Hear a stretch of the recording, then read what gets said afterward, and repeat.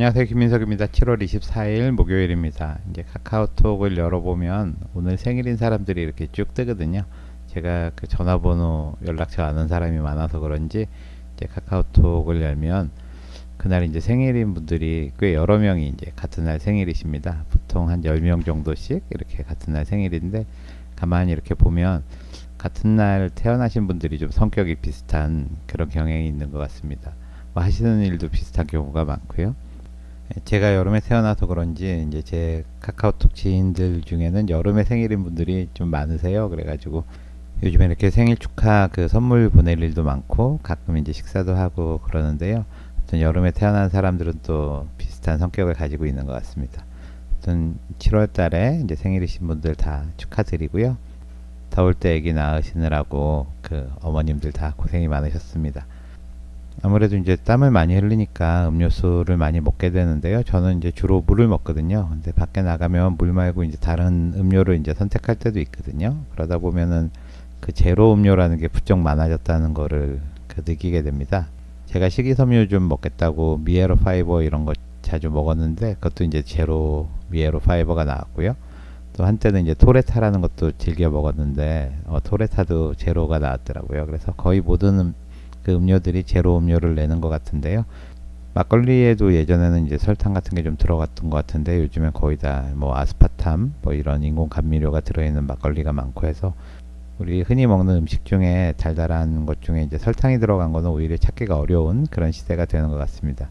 대부분의 가공식품에는 이제 설탕 대신에 이제 다양한 인공 감미료가 들어가다 보니까요.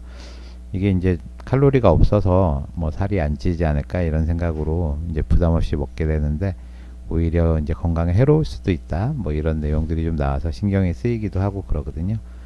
최근에 그런 논문이 하나 나와가지고 이제 소개하면서 인공 감미료는 어떻게 해야 되는지 한번 살펴보도록 하겠습니다. 먼저 블로그에 올려놓은 글 한번 읽어보겠습니다. 뇌혈관을 위협하는 감미료.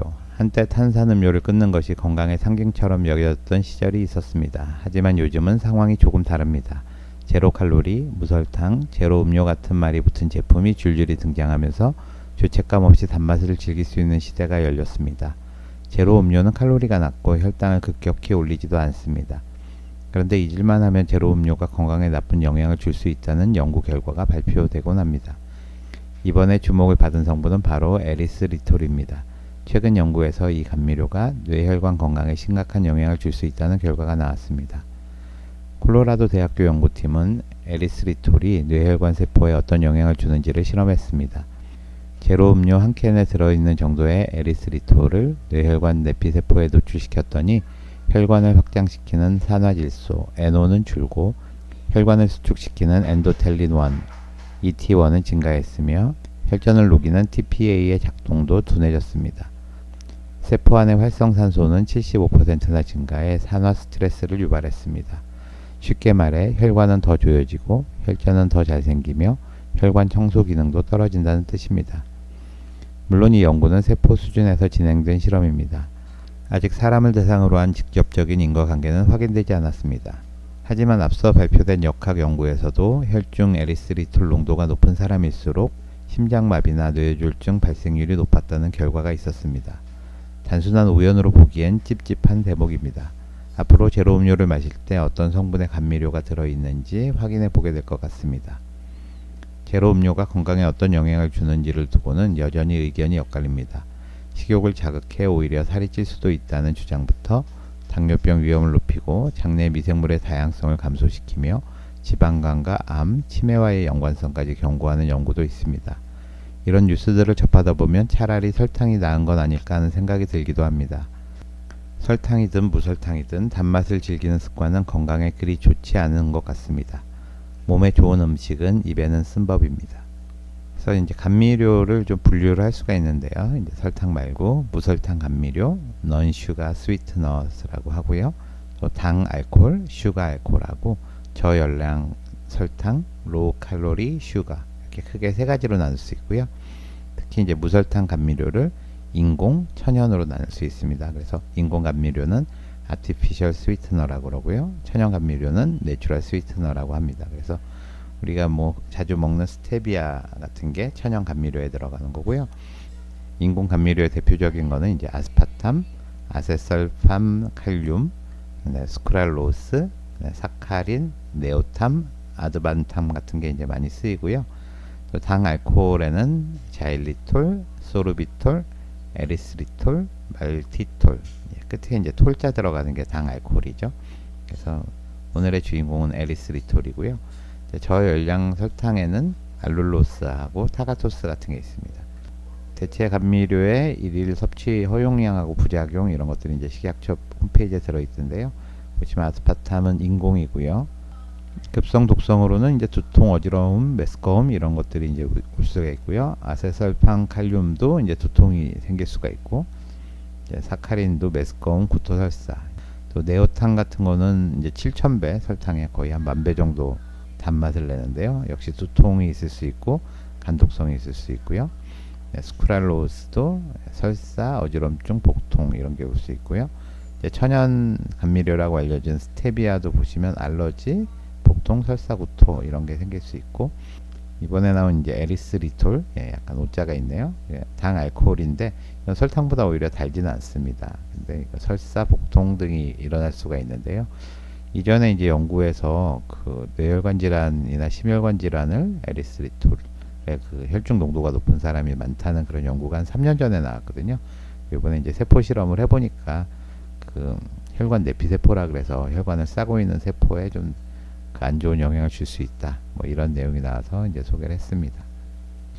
이제 우리가 먹는 것 중에 제일 그 미워하는 게 뭔가 생각을 해보니까 이제 포화지방, 특히 이제 트랜스 지방 같은 거 제일 미워해서 이거 먹으면 이제 건강에 굉장히 안 좋은 걸로 생각을 하시고요. 또 콜레스테롤이 많은 그런 것들도 안 좋게 생각을 하시는 것 같고요. 요즘에 이제 혈당 스파이크 뭐 이런 얘기가 나오면서 이제 단맛이 나는 그 설탕이라든지 뭐 물엿이라든지 조청, 뭐 꿀, 뭐 이렇게 단 거는 다 몸에 해롭다. 이제 이렇게들 생각을 하시는데 단 거를 이제 많이 먹기는 쉽지 않잖아요. 단 거를 많이 먹으려면 물에 타서 먹으면 많이 먹을 수 있거든요. 그래서 대표적인 게 이제 커피 같은 거거든요. 이제 특히 쓴맛이 나는 거를 달게 만들려 그러면 이제 설탕이 훨씬 많이 필요하고요. 거기 또 물까지 들어있잖아요. 그래서 아이스 아메리카노를 달달하게 만들어 먹으려면 그 시럽이 상당히 많이 들어가는 걸 알 수가 있습니다. 그래서 단 거는 그 물에 타지 않고 그냥 살짝 찍어서 뭐 단 게 땡기면은 뭐 초콜릿을 좀 먹는다든지 또는 꿀을 조금 찍어서 먹는다든지 뭐 이런 거는 단맛을 확실하게 느끼면서 또 혈당에도 그렇게 큰 영향을 안 주는데, 오히려 이거를 물에 타서 이렇게 시원하게 마시면 이제 설탕이 엄청 많이 들어가거든요. 그래서 입에서 느끼는 달달함보다 훨씬 중요한 거는 우리 체내로 흡수되는 설탕의 양이거든요. 그래서 뭐 소금도 마찬가지예요. 소금을 그냥 살짝 찍어서 먹으면 너무 짜서 많이 못 먹잖아요. 근데 이걸 물에다 타면 이제 슴슴하게 감칠맛도 나는 것 같고 이제 많이 먹을 수가 있거든요. 그래서 설탕 섭취나 소금 섭취를 줄이려면 물 종류에다가 섞어 먹는 거를 이제 줄여야 된다. 음료를 달달한 음료를 마신다거나 또는 국을 이렇게 좀 짭짤하게 먹는다거나 이런 것들이 소금이나 설탕을 부담 없이 많이 먹으면서 몸을 망치는 길이니까 절대로 그런 일을 안 하면 좋겠습니다. 음료를 마시긴 마셔야겠는데 좀 달달한 거를 먹어야겠다. 그래가지고 이제 제로 음료들을 많이 선택을 하시는 것 같은데요. 이게 이제 칼로리는 없으니까 뭐 괜찮겠지? 이제 이런 마음으로 먹는데 그게 이렇게 단순치가 않은 것 같습니다. 이제 보면은 점점 건강에 해로울 수도 있다. 뭐 이런 리포트들이 많이 나오고요. 상대적으로 이걸 규제하는 기관들, 미국의 FDA라든지 한국의 이제 식약처라든지 유럽은 EFSA라 그래요. FDA 아니라 FSA라 그러는데 여기서는 그냥 괜찮다. 뭐 보통은 이런 것들의 해로움을 증명하려면 쥐 같은 거에다 많이 먹여가지고 어떻게 되는지 보거든요. 근데 사람이라는 게 뭐 한 번만 먹는 게 아니라 이제 이런 걸 꾸준히 먹다 보면은 장기적으로 건강에 어떤 영향을 줄지 이런 거는 사실 실험으로 알기가 어렵거든요. 사람들을 대상으로 이제 오랫동안 관찰을 하다 보면 이런저런 문제가 이제 나오는데, 그래서 이제 WHO에서는 무슨 이게 설탕이건 아니면 인공 감미료건 천연 감미료건 간에 단맛이 나는 거는 좀 되도록 안 먹는 게 건강에 좋겠다 이렇게 이제 권고를 하고 있거든요. 근데 FDA나 뭐 EFSA 같은 그런 규제기관에서는 이게 이제 산업이랑 직접 연관이 돼 있잖아요. 오늘 뭐 당장 과학적으로 몸에 아주 해롭다는 게 증명이 안 됐는데 식품에 넣지 못하게 하면 이제 그걸 넣어서 이제 식품을 만드는, 그러니까 대부분 가공식품 만드는 분들이겠죠. 예, 그런 분들이 이제 굉장히 원망을 할 테니까 이제 쉽게 이제 허가를 취소된다거나 뭐 이런 건 쉽지 않은 것 같아요. 그래서 대표적으로 그 아스파탐 같은 게 발암 물질로 밝혀졌었거든요. 그 유럽에서 아마 그런 연구를 했던 것 같은데 미국 FDA 같은 경우에는 그 연구가 좀 잘못됐다 이러면서 아직도 계속 쓸 수 있게 이렇게 하고 있고, 또 그게 이제 아스파탐이 발암 물질이다 뭐 이런 내용이 크게 나오다 보니까 요즘에 이제 아스파탐이 안 들어있는 막걸리다 뭐 이런 거를 또 광고하는, 예, 어떻게 보면 좀 코미디 같은 그런 일들이 계속 일어나고 있습니다. 그래서 일단은 이제 논문 어떤 내용인지 한번 살펴보고 다시 말씀드리겠습니다. 네, Journal of Applied Physiology 응용 생리학이라는 곳에 이제 실린 거고요. 이게 아메리칸 피지올로지 소사이어티 미국 생리학회에서 나오는 저널인 것 같습니다. Non-nutritive, nutritive라는 게 이제 영양이 있다는 거거든요. 그래서 영양분이 없는 스위트너, 감미료, 결국 이제 인공 감미료고요. 에리스리톨, 이게 이제 이번엔 주인공이죠. adversely가 나쁘게 작용한다는 뜻입니다. adversely affect, 나쁘게 영향을 미친다. brain microvascular endothelial cell function, 뇌의 미세 혈관의 혈관 내피세포의 기능에 나쁜 영향을 줄 수 있다는 거고요. 콜로라도 대학교 연구진들이고, 네, 첫 번째 그림을 보시면 이쪽이 이제 컨트롤이고 진한 것들이 다 에리스리톨을 이제 처리를 한 건데요. 에리스리톨을 처리하니까 ROS라 그래서 이게 활성산소거든요. 한 75% 이상 이렇게 많이 생기는 걸 알 수 있고요. 그 활성산소를 처리하기 위해서 SOD1 하고 카탈라제, 이게 다 항산화 물질들이거든요. 이게 이제 반응을 해서 많이 나온다. 이제 항산화 물질이 나온다는 건 그만큼 세포 독성이 생길 수 있다는 거니까 위험하다는 뜻이고요. 두 번째 그림은 이제 NO라는 물질이 있습니다. 그래서 세 번째 컬럼만 보시면 되는데, 이제 에리스리톨로 이제 처리를 하게 되면 뇌피세포에서 NO라는 게 이렇게 뚝 떨어져서 적게 나오는 걸 알 수 있죠. NO라는 게 여러 가지 작용을 하지만 혈관에서는 혈관을 확장시키는 가장 강력한 그런 물질 중에 하나거든요. 그래서 혈관이 확장되지 않고 수축한다는 뜻이고요. 세 번째 그림은 이제 ET1이 중요합니다. ET1은 엔도텔린 1이라 그래서 NO하고 반대로 혈관을 이렇게 수축하는 그런 역할을 하거든요. 그래서 ET1의 전구체가 빅 ET1인데 에리스리톨을 처리하면 이 전구체도 많아지고 또 ET1도 많아져서 결국 혈관이 수축하게 된다, 그런 뜻이고요. 마지막 그림은 이제 TPA라 그래서 티슈 플라즈미노겐이라고 하는 물질인데요. 이건 혈전이 있으면 혈전을 녹이는 물질입니다. 그런데 여기서는 이쪽이 처리를 안 한 거고 이쪽이 이제 그 에리스리톨을 처리한 거예요. 그래서 TPA가 그 스롬빈이란 걸로 자극하면 이렇게 많이 늘어나거든요. 그래서 스롬빈이 있을 때 TPA가 나와서 이제 혈전을 녹이는 건데, 에리스리톨을 처리하면은 스롬빈으로 처리를 해도 TPA가 잘 나오지 않는다. 그러니까 혈전을 잘 녹이지 못한다. 요약을 하면 활성산소는 늘어나고 혈관을 수축시키는 엔도셀린은 증가하고 혈관을 확장시키는 NO는 감소하고요. 그 다음에 혈전을 녹이는 TPA는 잘 반응하지 않는다.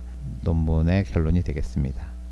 아마 이런 실험을 하게 된 거는 3년 전에 이 에리스리톨의 이제 혈중 농도, 이제 많이 먹다 보면 혈중에 이제 농도가 올라갈 거 아니에요. 높은 사람하고 낮은 사람을 이제 비교를 했을 때 뇌혈관이나 심혈관 질환이 많이 생긴다는 그런 역학 보고가 있었거든요. 그래서 아마 그거에 대한 후속 연구로 이런 연구가 일어난 것 같고요. 단맛만 내고 바로 몸에서 빠져나가면 좋은데 체내에 흡수돼 가지고 여러 가지 세포에 영향을 줄 수가 있기 때문에 에리스리톨은 아무래도 좀 피해서 먹는 게 좋지 않을까 싶습니다. 특히 뭐 심혈관이나 뇌혈관 질환이 걱정되시는 분들은 에리스리톨은 안 드시는 게 좋을 것 같고요.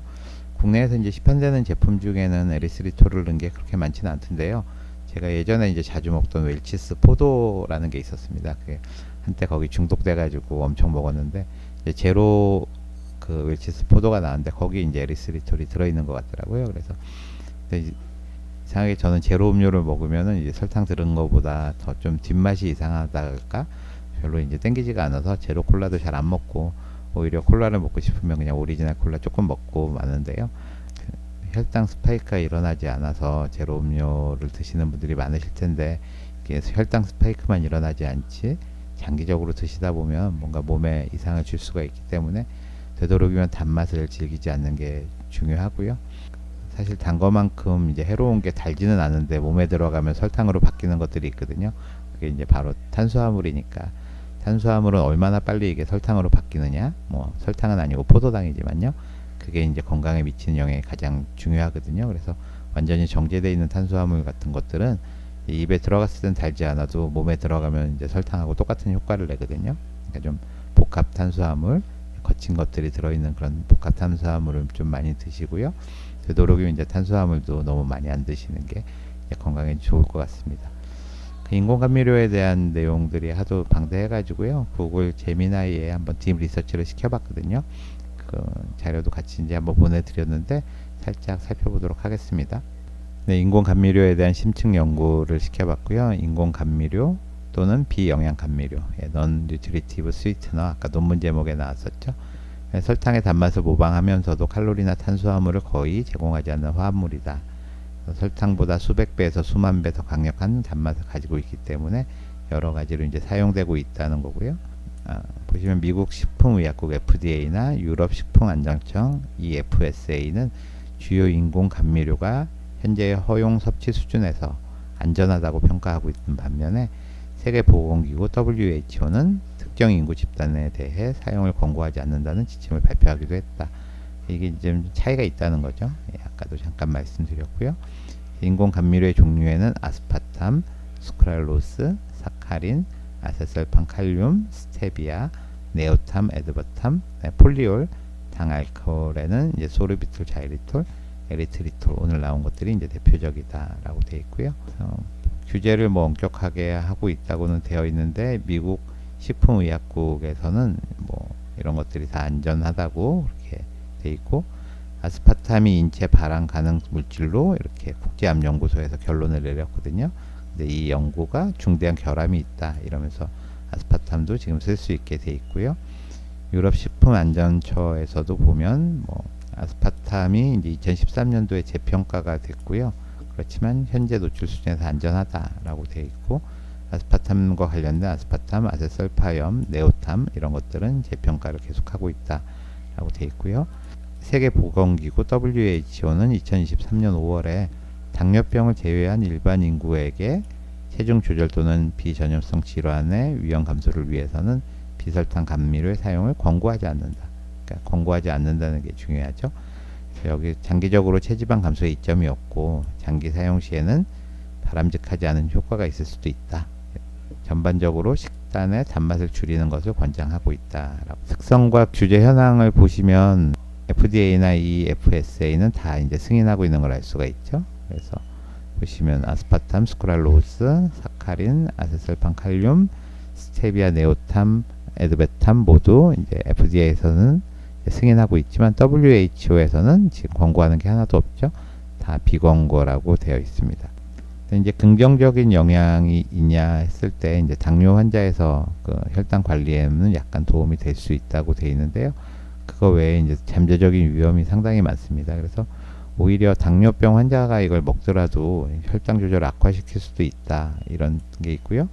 또 이걸 장기적으로 먹다 보면 당뇨가 오히려 생길 수도 있다 그런 내용이 있습니다. 그래서 음식 섭취에 대한 뇌의 반응을 손상시킨다. 그러니까 단맛은 나는데 달지가 않으니까 뇌가 이제 혼란스러울 수 있다는 거고요. 특히 요즘에 많이 연구되는 게 장내 미생물 불균형입니다. 건 마이크로바이오타 디스바이오시스라 그래서요. 보시면 스크랄로스는 유익한 장내 세균 락토바실러스, 아카만시아 미니필라, 비피도박테리아의 수를 감소시키고 포도당 불내성 및 염증 유발을 시킬 수가 있다라고 되어 있고요. 또 아스파탐이나 아세설판 칼륨 같은 거는 장내 미생물에 영향을 미칠 수 있다라고 되어 있습니다. 이게 이제 단맛만 내고 우리 몸에 이제 흡수 안 되고 그냥 빠져나간다 하더라도 장내 미생물은 이걸 다 거치기 때문에요. 장내 미생물에 어떤 영향을 줄지는 좀 장기적인 연구가 필요하다는 거고요. 또 이제 그 지방간의 위험을 높일 수가 있다라고 되어 있습니다. 특히 이제 스크랄로스가 지방간하고 연관이 되는데요. 역시 ROS 생성이 많아지고요. 또 장내 미생물을 변화시키고 그래서 염증을 잘 일으키는 담즙산 생산을 촉진한다. 뭐 이런 것들로 이제 지방간을 만들 수가 있다는 거고요. 이제 암 발생 가능성, 이제 사카린은 이제 오해가 풀렸지만 2023년 7월에 WHO 산하의 국제암연구소 IARC에서 아스파탐이 발암 가능 물질 그룹 2B로 이제 분류를 했는데 FDA가 여기 동의하지 않고 연구에 중대한 결함이 있다. 오래 먹다 보면 이제 암이 생길 가능성도 있고요. 요즘에 이제 많이 연구되는 건 특히 이제 신경학적 영향이거든요. 두통, 기분장애, 인지기능 같은 것들이 이제 달라질 수가 있는데 이건 아마 장내축 때문에 영향을 주는 걸로 생각이 들거든요. 그러니까 장내 미생물에 어떤 영향을 줘가지고 두통이라든지 뭐 기분을 좀 나쁘게 해줄 수가 있다는 거고요. 저도 이제 특히 아스파탐 같은 걸 먹으면 이제 두통이 좀 느껴지더라고요. 제가 생전 머리가 안 아픈 사람인데 아스파탐에 좀 민감한 것 같습니다. 여기 보시면은 FDA의 권고량의 한 10% 정도의 낮은 섭취량에서도 학습 및 기억력 저하가 이제 보여졌다. 뭐 이런 말이 있습니다. 그래서 동물 실험에서 이제 아스파탐이 뇌 손상을 일으킬 수 있다고 하니까요.